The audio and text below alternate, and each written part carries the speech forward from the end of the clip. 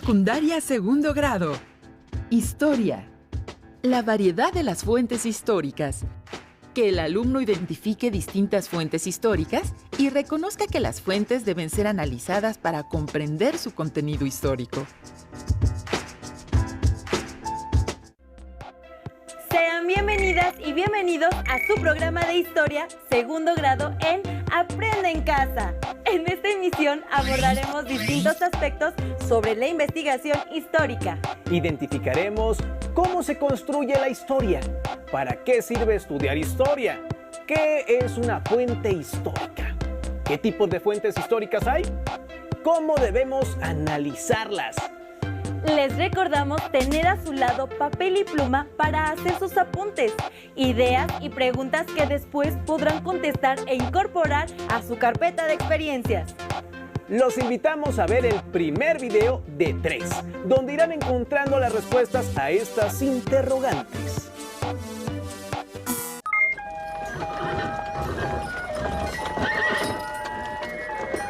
¿En qué consiste el estudio de la historia? ¿Solo es recordar nombres y conmemorar fechas cada año? Para las sociedades, ¿qué importancia tiene la historia?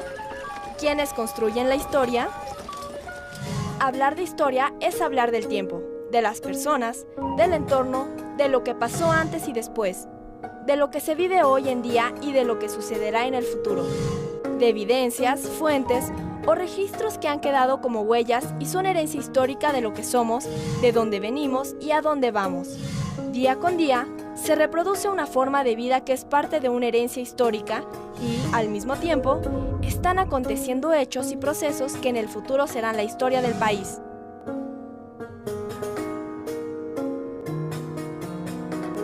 Georges Duby, un historiador francés, decía que no sabemos para qué sirve la historia, como tampoco sabemos para qué sirve el arte. Y sin embargo, no podemos entender la vida sin la historia y sin el arte. La historia es la base de la memoria. La memoria histórica de un pueblo es algo importantísimo. Los individuos como las sociedades necesitamos tener alguna conexión con el pasado.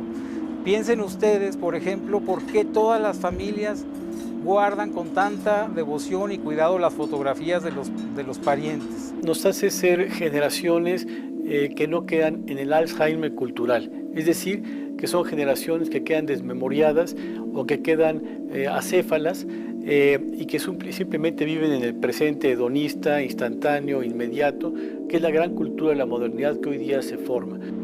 Es esa idea de saber de dónde venimos. Y los historiadores lo que hacemos es justamente encargarnos de ese mismo asunto, pero a nivel de la sociedad en general. La historia siempre es contemporánea, es verdad, es decir, todos los hechos del pasado son vistos por los ojos del presente. Hoy sabemos más que los propios contemporáneos. Podemos acceder a documentación que no podía ser estudiada en su momento. Conocer para decidir, recuperar memoria histórica pasada para actuar en el presente. Si tú tienes una percepción, digamos, clara de la historia, de que estos problemas se han vivido en otros momentos de diferente manera o incluso de manera comparada, que otros países tuvieron o no, digamos, más o menos este problema, pues ya te ubicas exactamente dónde estás, porque sabes de dónde vienes y sabiendo dónde estás, más o menos sabes a dónde puede ir el país.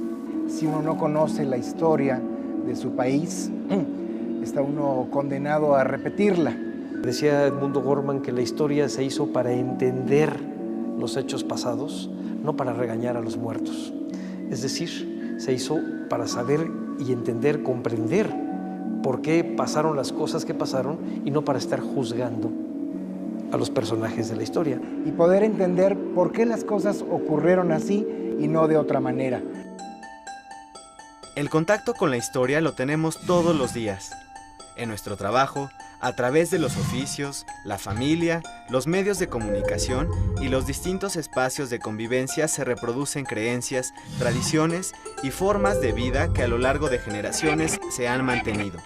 En las casas, las escuelas, los centros de diversión, de trabajo, todo lo que nos rodea, escuchamos, leemos y hacemos día con día son una forma de aprender y reproducir la historia del país. Personas de todas las edades participan en estos hechos y colaboran en la construcción histórica de la sociedad a la que pertenecen. La historia es una forma de mantener nuestra identidad. La propia vida cotidiana nos tiene que llevar al sentido del descubrimiento de la historia como una necesidad de saber más de dónde venimos para poder desarrollarnos con mayor potencial en el presente. Incluso cuando sueñan, incluso cuando todos soñamos, nunca olvidamos quiénes somos. Aunque estemos soñando y en condiciones muy raras, siempre sabemos que nosotros somos los que estamos ahí en ese sueño, aunque el sueño sea disparatado. Estudiando lo que hemos sido, es posible saber lo que hoy somos y lo que seremos más adelante. Esa conciencia, esa identidad, es un caminito, es una especie de hilo, de cordel, que nos une con lo que hemos sido antes y lo que somos hoy. Si nosotros conocemos qué fue lo que sucedió, cuáles fueron los acontecimientos y las causas que los provocaron, podremos estar en el presente con mayor conciencia y caminar hacia el futuro con mayor certeza. Los días que pasan no logran que nosotros nos olvidemos de lo que hemos sido, lo que hemos hecho, los errores que hemos cometido o los aciertos que hemos tenido. La historia es el movimiento, es estudiar cómo cambia la sociedad en cada momento. Esto es, a nivel social, a nivel de nuestro organismo social, esto es seguir manteniendo la memoria de quiénes somos. Para eso es la historia, para que nosotros sepamos quiénes somos. Ustedes les toca ahora actuar y tienen que regresar la vista al pasado y saber dónde pisan. Recordar errores, recordar aciertos y recuperarlos entonces para poder actuar hoy. Que no sea nada más aprender de memoria la historia por aprenderla, sino reflexionar, incluso criticarla. Yo creo que eso es muy, muy importante, muy sano, pero claro, no perderla de vista. Acercarse e incluso apasionarse por la historia. Acabamos de escuchar la opinión que los historiadores tienen sobre el oficio de historiador. Expusieron la importancia de las fuentes históricas y los usos sociales del conocimiento histórico. Existen distintos tipos de fuentes históricas, pero ¿cuáles son? ¿Cuál es su importancia para la investigación histórica? ¿Dónde podemos localizarlas? Acompáñenos a ver el segundo video, donde hallaremos las respuestas a dichas interrogantes. No sería posible conocer nuestro pasado sin la información que nos proporcionan las ruinas, escritos, vasijas, pinturas, esculturas y demás restos que dejaron nuestros antepasados. En el caso de la historia, la información que usamos para conocer el pasado se clasifica en fuentes primarias y secundarias. Te invito a que juntos aprendamos a reconstruir la historia. Fuentes primarias. Las fuentes primarias son aquellas que proveen un testimonio directo sobre el pasado. En otras palabras, son vestigios del hecho o proceso histórico que se estudia. Las fuentes primarias pueden ser textos escritos en el periodo, como cartas, memorias, crónicas, novelas y periódicos. También pueden ser construcciones, artículos de uso cotidiano como vestimentas, herramientas o utensilios de cocina, pinturas, esculturas, fotografías y todo aquello que de primera mano ofrece un testimonio sobre el pasado. Dependiendo del periodo que se estudia, son el tipo de fuentes que se emplean. Por ejemplo, no podríamos usar fotografías para estudiar la Edad Media, pues en ese periodo aún no se habían inventado. Cada sociedad ha dejado diferentes huellas que hoy utilizamos para conocer lo que pensaban y cómo vivían las personas, cómo estaba organizada la sociedad, su sistema político y económico y cuáles eran sus valores y costumbres. Fuentes secundarias. Las fuentes secundarias son interpretaciones de las primarias, las elaboran los historiadores y nos proporcionan una explicación sobre los temas que analizan. Por ejemplo, los libros que has consultado en la biblioteca sobre los temas del curso son fuentes secundarias, reconstruyendo Pompeya a través de las fuentes primarias. Las ruinas de la ciudad de Pompeya son uno de los mayores vestigios que existen sobre la cultura de la antigua Roma. Esta ciudad fue destruida en agosto del año 79 de nuestra era, cuando el volcán Vesubio hizo erupción, cubriendo a toda la ciudad de gases, polvo y cenizas. La información sobre el suceso de la erupción se extrae de fuentes primarias como crónicas y cartas de personas que vivieron en la época en poblados cercanos, y de las ruinas de la ciudad que se conservaron debajo de las cenizas. Por los anuncios que había por toda la ciudad, sabemos que en Pompeya existía un particular gusto por el circo, que en aquel periodo presentaba combates de gladiadores. En las ruinas de la ciudad se conservan zapaterías, tabernas, lavanderías, baños y panaderías. Todas ellas nos permiten conocer cómo era la vida cotidiana de los pompeyanos. Reconstruir la historia nos permite descubrir cómo vivieron hombres y mujeres de otros periodos y comprender que son un antecedente de cómo vivimos hoy. Te invito a descubrir cómo vivían tus antepasados acercándote a las fuentes de información. Como vimos, todos los vestigios del pasado pueden ser una fuente histórica, porque nos aportan información de la sociedad que los creó. Para que esto suceda, los historiadores deben interrogar a dichos vestigios con la finalidad de hacerlos hablar. ¿Cómo? Analizándolos. En el siguiente video encontrarán un ejemplo de cómo analizar una fuente histórica, en este caso una caricatura de sátira política. ¡Corre video! ¿Qué es la caricatura? ¿Cómo analizar las caricaturas de política crítica? Sobre estos temas hablaremos en este video. Para el caricaturista e ilustrador inglés Ronald Searle, la historia de las caricaturas es la historia de la conciencia de la sociedad. ¿Qué es la iconografía? Según el Diccionario de la Lengua Española, la iconografía es la representación o imagen de un personaje o una realidad determinadas. Sobre qué es la caricatura, el término caricatura viene del italiano caricare, que significa recargar, exagerar. Y esta manera de dibujar fue utilizada por primera vez por los hermanos Carracci, pintores de fines del siglo XVI y principios del siglo XVII. Según el historiador español del siglo XIX, Jacinto Octavio Picón, la caricatura es quizá el correctivo más poderoso, la censura que más han empleado en todo tiempo los oprimidos contra los opresores, los débiles contra los fuertes, los tiranos y hasta los moralistas contra la corrupción. Werner Hoffmann afirma: si es cierto que el ridículo mata, la caricatura es, sin duda, su arma más filosa. Así, la caricatura iguala a los poderosos con el resto de los mortales, los convierte en seres humanos con defectos y torpezas.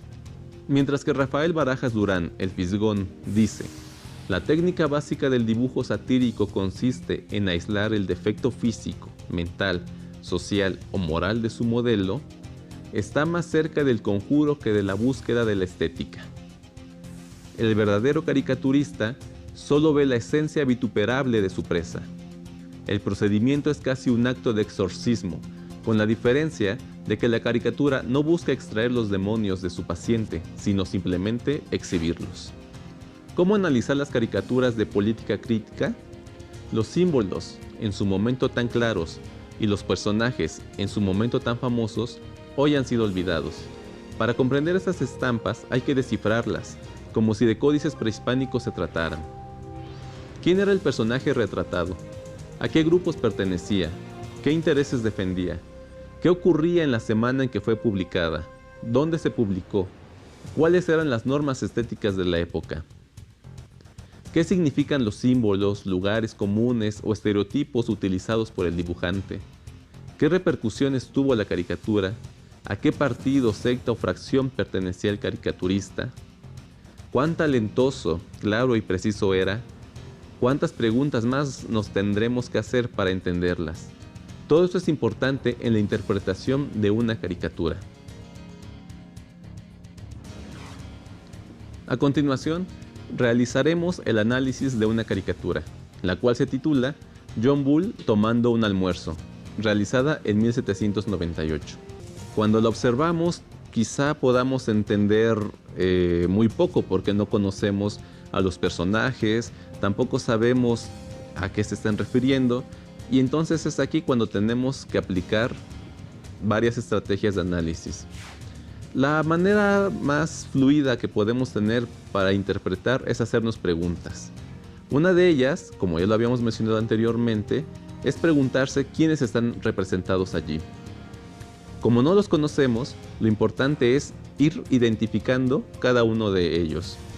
En un principio podemos tener en cuenta que hay un personaje que acapara la gran parte de la imagen, que es un señor vestido de rojo, que parecería ser un burgués, que tiene un amplio vientre y que está comiendo. Aquí vendría otra pregunta, ¿qué es lo que está comiendo? Y si observamos los detalles nos encontramos que lo que se está llevando a la boca son barcos. Y si se observa todavía más a detalle, podemos ver que estos barcos tienen banderitas francesas. Entonces tenemos que es alguien que se está devorando a una serie de barcos franceses. Por otro lado, tenemos que hacia la derecha hay varios personajes que están allí de pie como en posición de cocineros o de meseros, pero que están vestidos como marinos, quizá capitanes. Y lo que tenemos es que lo que llevan en las charolas son todavía más barcos, al parecer también franceses. Aquí lo que tenemos ya es obviamente un panorama político. Se trata de alguien que se devora no uno a dos, sino a toda una flota o a varias flotas de barcos franceses. Si observamos con más detalle nos damos cuenta que en el centro hay un jarrón que tiene la leyenda relacionada con la cerveza inglesa. Y aquí esto sale a relucir, porque entonces tenemos que no solo se trata de alguien que come barcos franceses, sino que hay otro país, que es Inglaterra. Si observamos con más detenimiento, nos damos cuenta que en el sombrero que está colocado en el muro del fondo, debajo de él hay un papel que dice Napoleón en Egipto. Estos elementos nos dan idea de qué se puede estar tratando. John Bull dice: ¿qué más frigaces?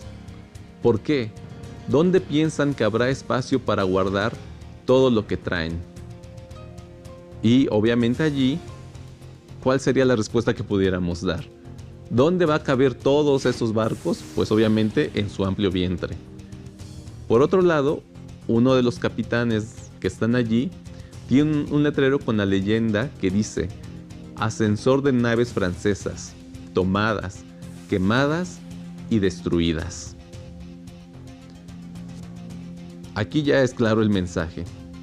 Esta caricatura fue realizada por James Gilray, quien se considera que por los excesos de la Revolución Francesa tomó una postura conservadora y publicó diversas caricaturas donde ridiculizó a los franceses y a Napoleón, por lo general a través del personaje de John Bull.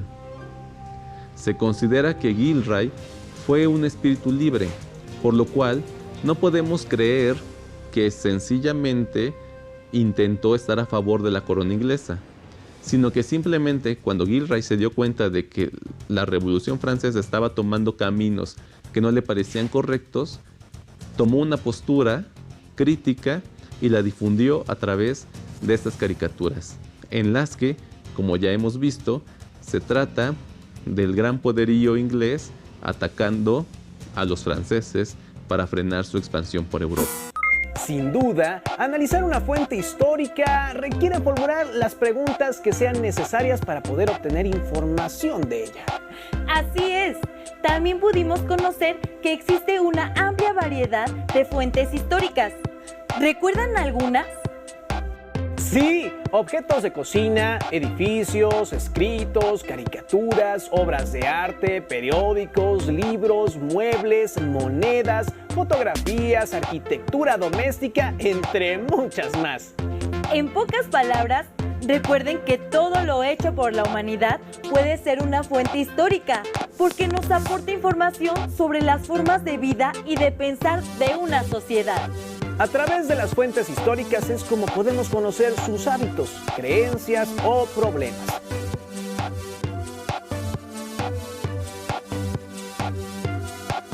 ¿Se han preguntado qué tipo de fuentes usarán los historiadores del futuro?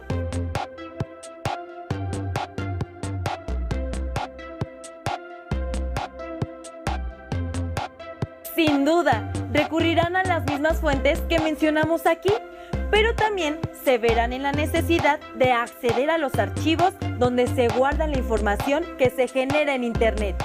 ¿Ustedes qué fuentes analizarían para investigar la historia de su familia?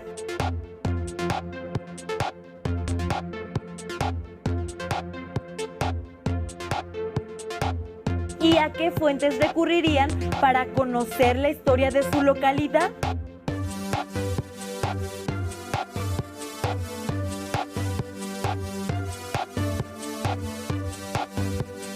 Aprovechen la oportunidad que tienen ahora de estar con las personas más cercanas a ustedes para indagar sobre su historia familiar. Háganles preguntas al respecto.